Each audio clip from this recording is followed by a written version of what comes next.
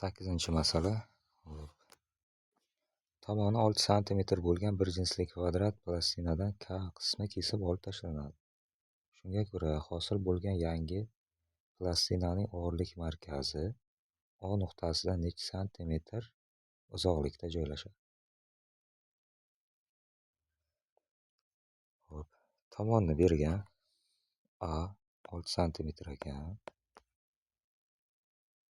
Kni 40 olib tashlasa, tabiiy chap tomonga qarab siljiydi, bu tomonga qarab. Endi bu uchburchakni medianalari kesishgan nuqtasi, ya'ni 2,1 nisbatda bo'ladi. Shu kesishgan nuqtada uchburchakning massa markazi hosil bo'ladi. Pastga qarab M bosyapti desak, MJ. Har bitta kusok M dan bo'lsa, massalari.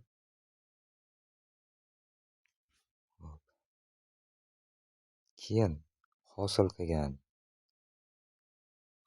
общий kesib olsa, mana bu ko'k qolib ketgan shaklni o'g'irlik markazi mana shularga to'g'ri keladi. Pastga qarab uchoq birgalikda 3 ta M pastga qarab bosadi.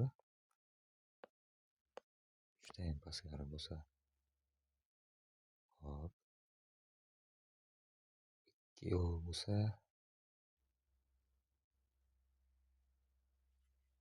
buni tayanchni mana bu yerda hisoblab olsak, aylantiruvchi momentlarni yozib olaman. Kuch yelkalari, mana bu yerda qanaqadir Y deb yozib olsam, L1 deb. Buning uchun kuch momenti 2x ni o'zi bo'ladi. 2x o'zi. Yozaman 3 ta M ko'paytirilgan, jala qisqarib ketadi. Y teng. Pastga qarab M bosadi. M ko'paytirilgan 2 ta x.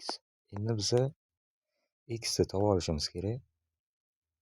Mana bu yergacha uchburchakning balandligini o'zi bu yergacha 3 ta x bo'lyapti, uchburchak balandligini o'zi.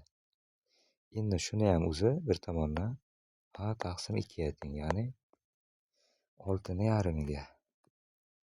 6 taqsim 2. Qisqarib ketsa 2.